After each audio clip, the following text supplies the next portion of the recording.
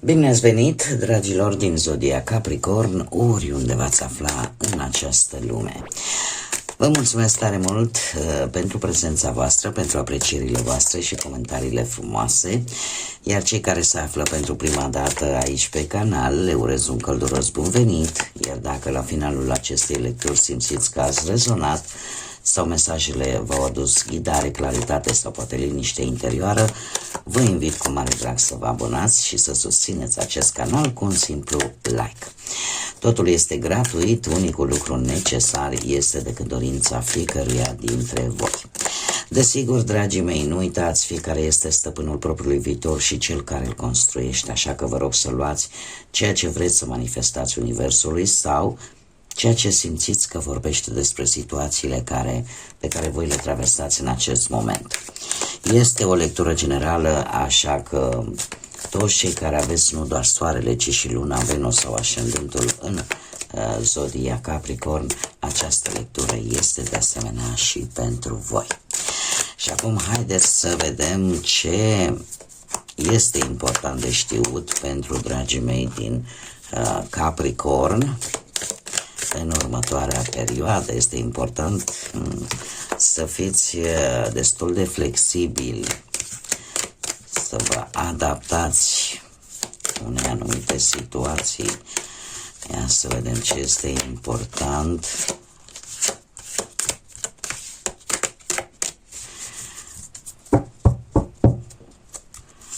Ce este important pentru dragii mei din Capricorn. O înțelepciune profundă, încă o carte, te rog. Haos și conflict. Ia să vedem despre ce este vorba aici. Avem numerele 19, 10, 43, 7 și un număr maestru 33. După cum bine vedem, se repetă cifra 3. Mă voi axa foarte mult pe arhetipul acestui număr maestru 33, care reprezintă arhetipul vindecătorului, al maestrului spiritual, și vedem foarte bine și aici cu această înțelepciune profundă. Ce ne spune de fapt acest număr? Este o combinație între Neptun și Jupiter, între o energie feminină yin și o energie masculină yang.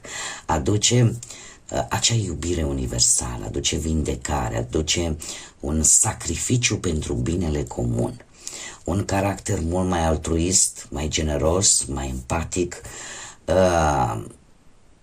având ca rol o vindecare. O vindecare, cum să spun eu, o energie creativă. Veți fi mult mai în comunicarea voastră, în dialogul vostru cu ceilalți, veți fi mult mai altruiști, mai creativi și eu aș mai spune că vine cu o energie extrem de înaltă, de iubire, de vindecare. Este numărul maestrului care acționează pentru binele tuturor, pentru binele universal. Cumva veți transmite din înțelepciunea voastră, din compasiunea voastră, îi veți inspira și pe ceilalți și e posibil chiar să vă oferiți sprijinul, ajutorul, ori vis-a-vis de o comunitate, ori vis-a-vis de un grup de persoane. Acum, revenind la mesajele cărților de oracol, oracolul înțelepciunii, vedem aici și o flexibilitate. Acum, să știți că voi, ca și zodie, sunteți o zodie cardinală, da? Și aveți acest rol, să spunem, de a lua inițiativă atunci când apar schimbări importante.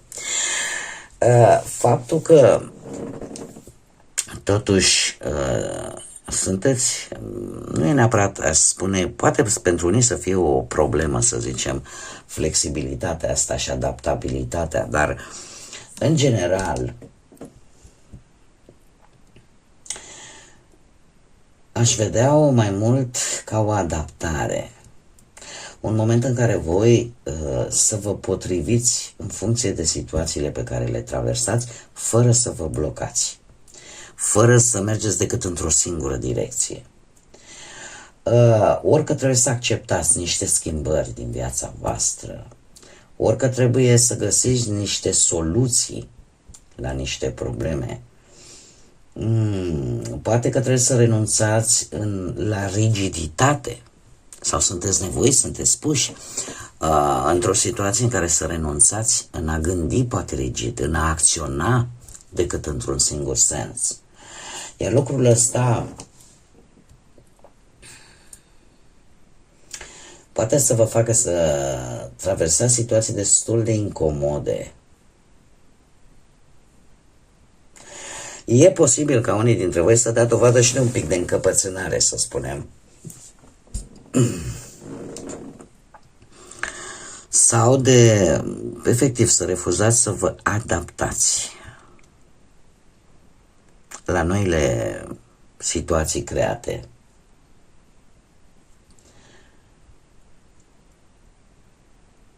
Trebuie să știți că de multe ori, atunci când apar schimbări dure, dar importante,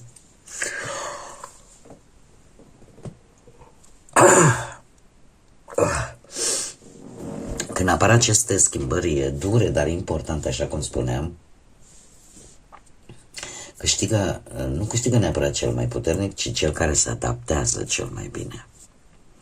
Acțiunea e o acțiune de fapt latentă, să-i spunem așa. De ce? Pentru că vine cu înțelepciune profundă. Asta ce îmi spune? Îmi spune că voi trebuie să acționați cu claritate, voi trebuie să lăsați un pic intuiția să vorbească. Să fiți atenți la acele semnale foarte subtile ale vieții, să înțelegeți lucrurile dincolo de suprafață. Nu vă lăsați purtați de aparențe. Este adevărat că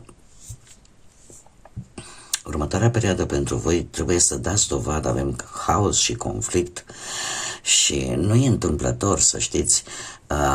Această carte îmi vorbește de acele lucruri care nu sunt ce par a fi. Poate apărea confuzia între adevăr și aparențe, între ceea ce pare și ceea ce este cu adevărat posibil, sau să vă apară situații în care să lipsească reperele, să lipsească direcția. E posibil să vină și o situație destul de tensionată, imprevizibilă, când realitatea se schimbă sub ochii voștri. Când, poate pentru unii dintre voi, apare nevoia asta de a recunoaște un adevăr ascuns. Ceva care a fost în fața ochilor voștri în tot timpul acesta, dar în care voi, cumva, ori nu ați fost capabil, ori nu ați vrut, ori n-ați știut, să vedeți ce se află în spatele acestor aparențe. Trebuie să fiți un pic atenți în următoarea perioadă la confuzii, la dezinformări, la iluzii. Exact ce am mai spus, acționați cu o înțelepciune foarte profundă. Nu vă luați după aparențe, nu vă luați după prejudecăți. Și e mai mult o atenționare, aș spune, pentru că ceea ce vedeți la prima vedere poate fi înșelător. Așa că nu vă lăsați păcăliți de aparențe. Chiar și în haos, în cel mai mare haos, adevărul iese la suprafață. Așa că nu vă lăsați prinși în aparențe înșelătoare. Haideți să vedem acum și ce ne spune tarotul. Oricum, ce s-a ascuns, să știți că va ieși la suprafață. Putem vorbi și de un adevăr din interiorul vostru, pe care nu vreți să-l recunoașteți. nu vreți să-l acceptați. Poate să fie și acest lucru.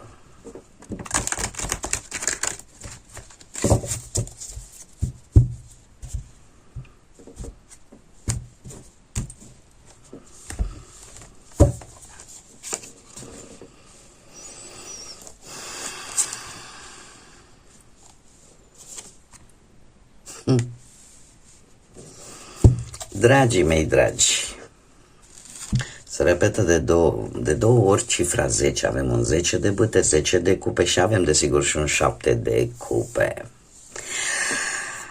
Lucrurile cumva sunt destul de clare. Faptul că voi trebuie să fiți destul de flexibili și să vă adaptați unor situații vine în urma situații în care voi v-ați asumat prea multe. Ați dus în spate prea multe.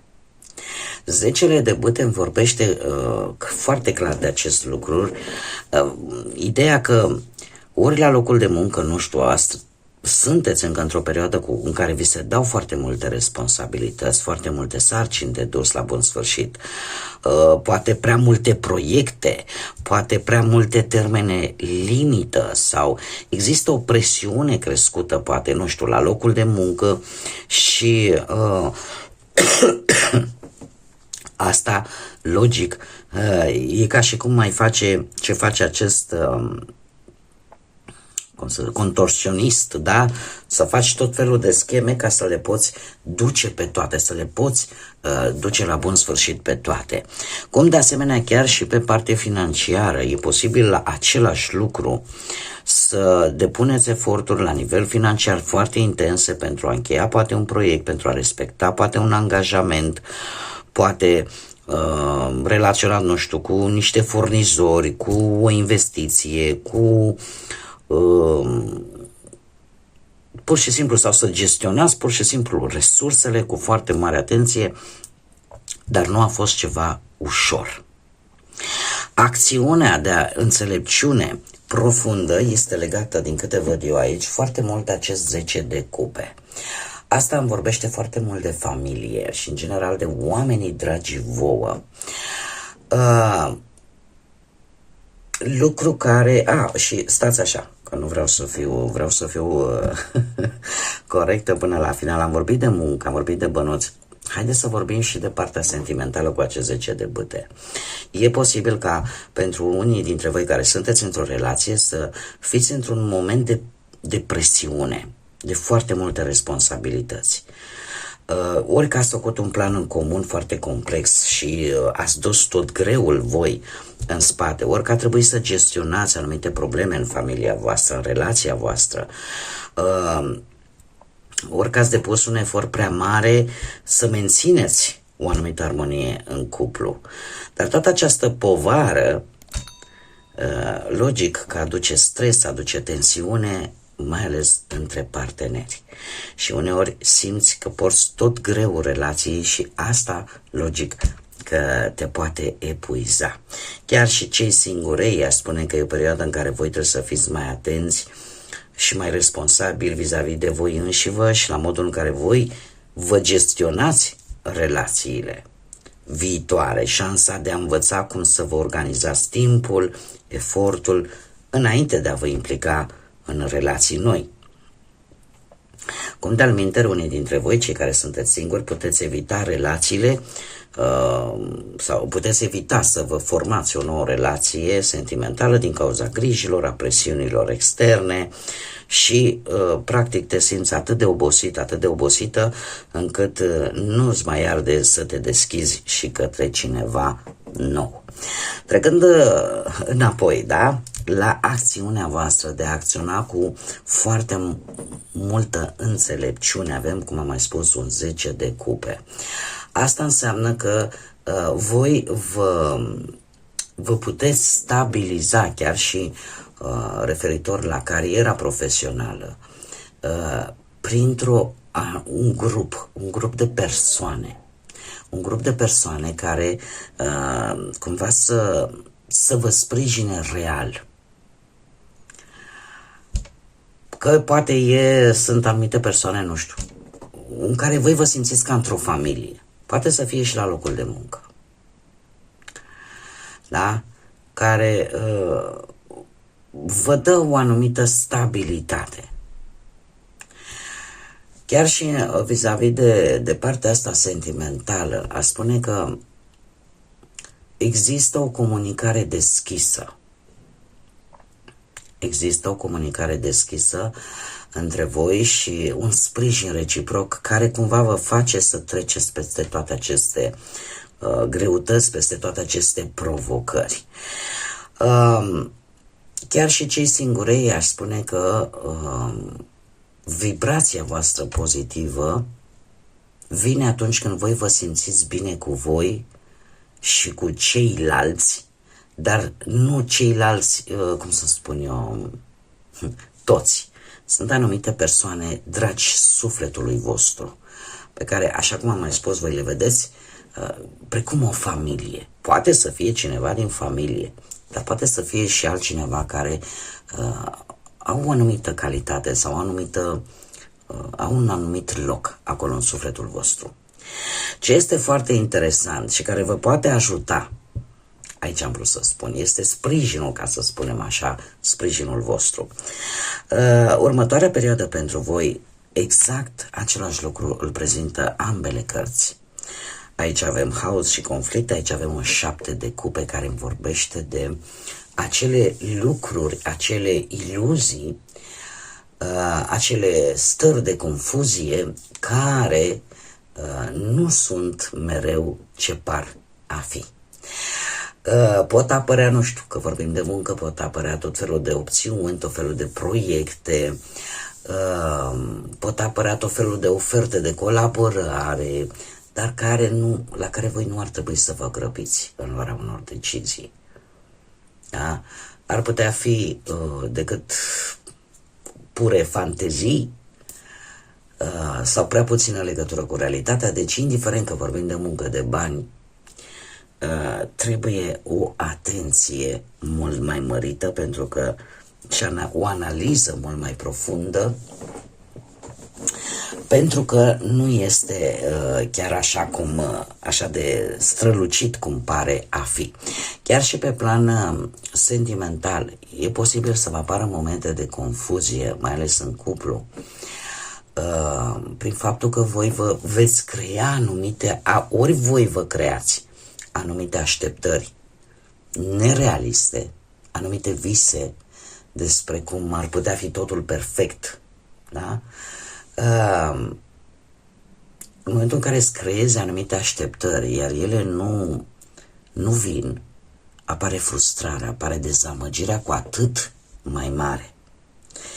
Așa că chiar și în relații este înțelept, așa cum bine vedem, poate să,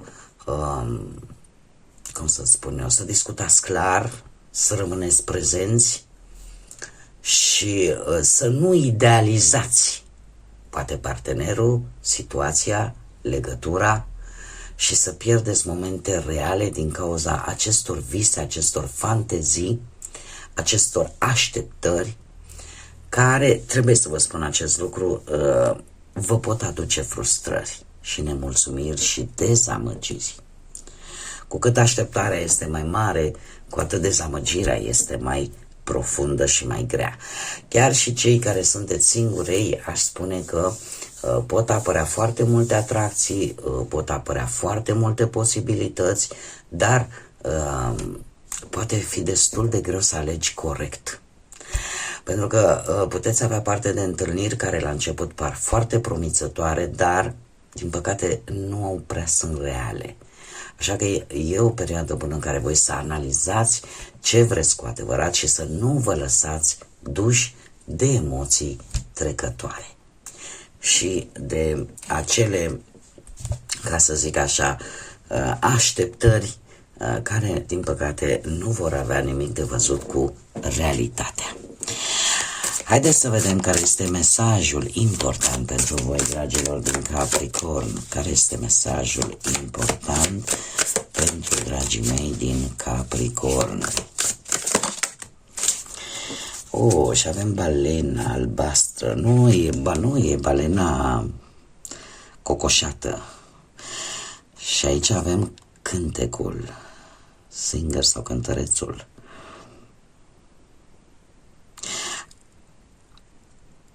Cântă cântecul vindecării. Întotdeauna, cum să spun eu, partea ta interioară te va ghida. Nimic nu te poate opri să ai succes, să-ți atingi scopul.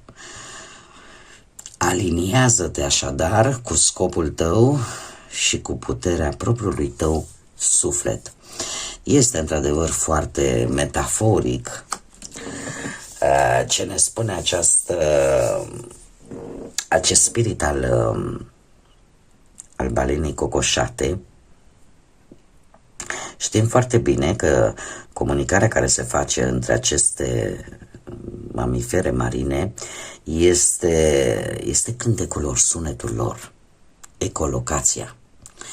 Și probabil că, ținând cont de acest lucru, ar fi bine ca voi să vă ascultați partea asta internă, partea interioară a voastră, intuiția voastră, să citiți printre rânduri, să fiți atenți la acele semnale subtile pe care poate universul vi le arată. Eu aș spune că lucrul ăsta vă poate ajuta foarte mult să vă atingeți scopurile, să vă atingeți dezideratele pe care voi le aveți.